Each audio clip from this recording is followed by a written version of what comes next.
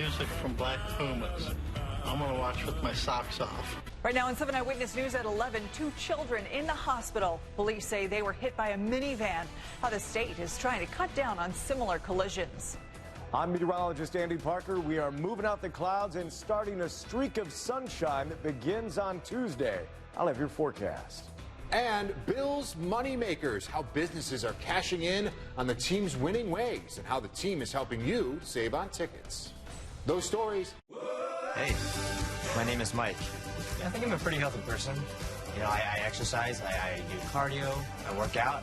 It's good for me, and it's just something I like to do. You know, there's always a risk, no matter what age. So I have health insurance. Having insurance is peace of mind. You can sleep at night knowing that I'm covered.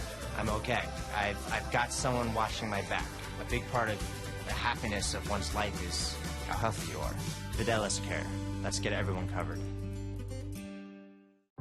My mother was a nurse. She cared for our whole family and her patients. When she was diagnosed with Alzheimer's, we tried to take care of her, but it was too difficult. Then we found the Greenfields and wonderful people just like her.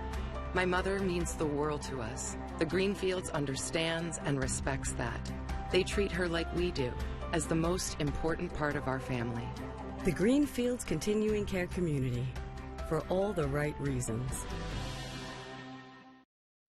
Now, with 7 First Alert weather, this is 7 Eyewitness News at 11.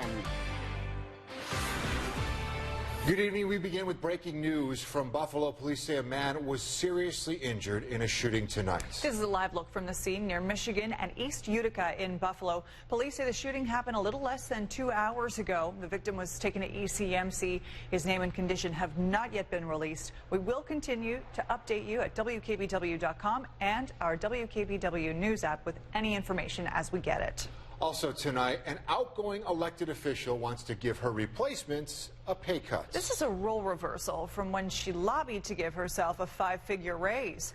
7 Eyewitness News reporter Nikki Dementri looks into the supervisor salary controversy.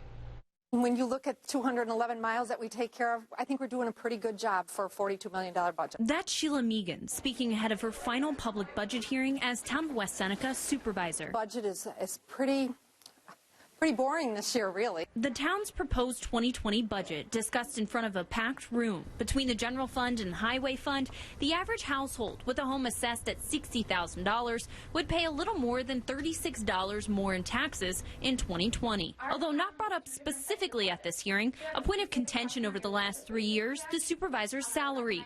In 2016, Megan gave herself a 14.9% pay raise. Now 3 years later, as she heads out of office, she is proposing a nearly 10% cut for the supervisor's salary, bringing it from $72,500 to $65,000. The town clerk and highway supervisor will also have their salaries slashed, setting a change in town board size in 2020. These are all new people starting. No one starts at the top. Republican supervisor candidate Gary Dixon told 7 Eyewitness News he doesn't support the cut.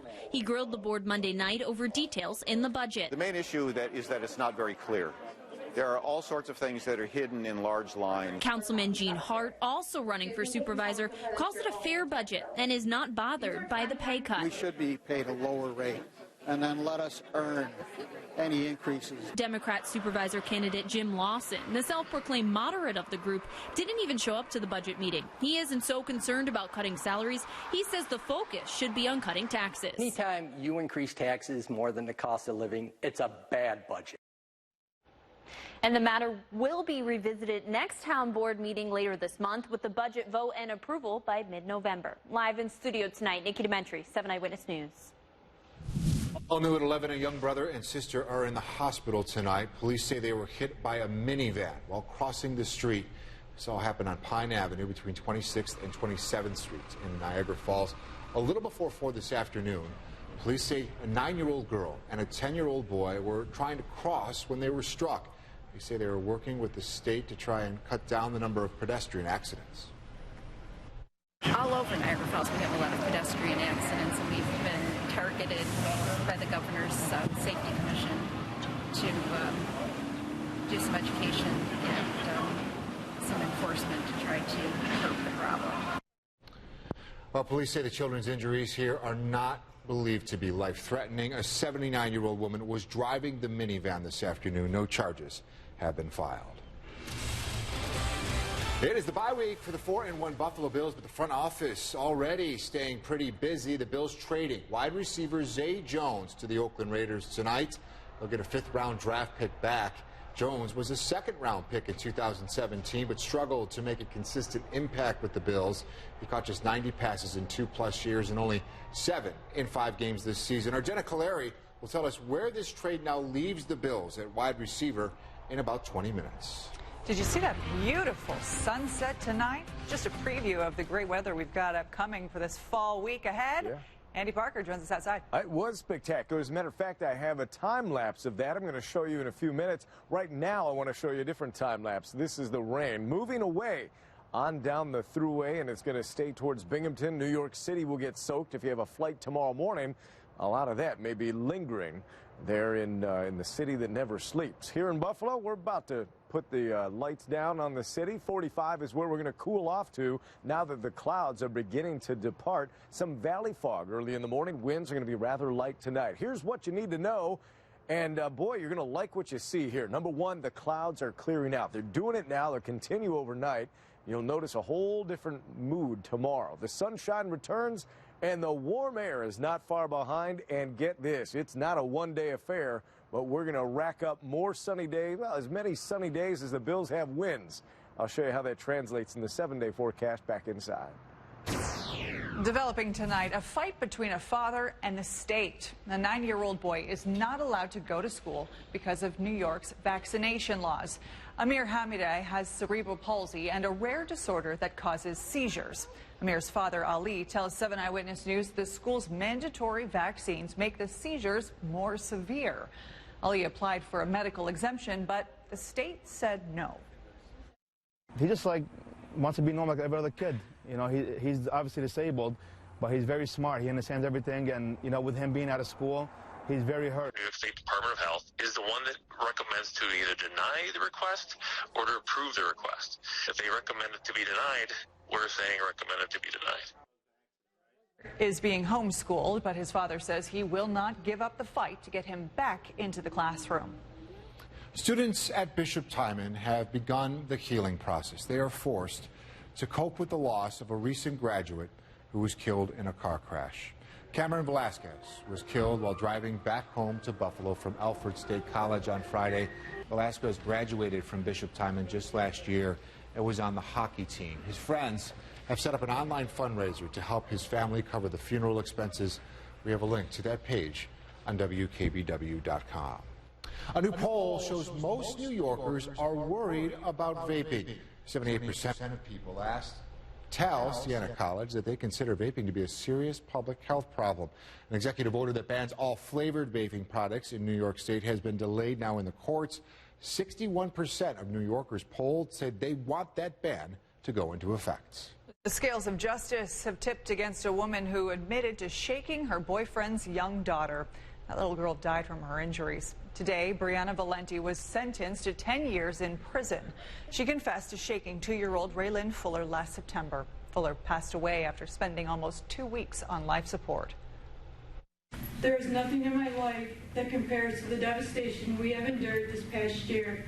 And for all of our sake, please do not make this any harder on us by giving my daughter the proper justice. I would really just like to apologize to the family because I know that they trusted me with Raylyn. And I did love her as my own, Your Honor. Valenti pleaded guilty to first-degree manslaughter in August. The General Motors strike is in its 4th week, and there appears to be no end in sight. The company and United Auto Workers Union are still far apart on many issues. Both sides rejected proposals on a new contract over the weekend. Thousands of Western New Yorkers have been off the job since September 16. One of the key witnesses in the murder trial of a now former police officer is dead. Marcus Moore reports on the potential connection between the victim's testimony and his death.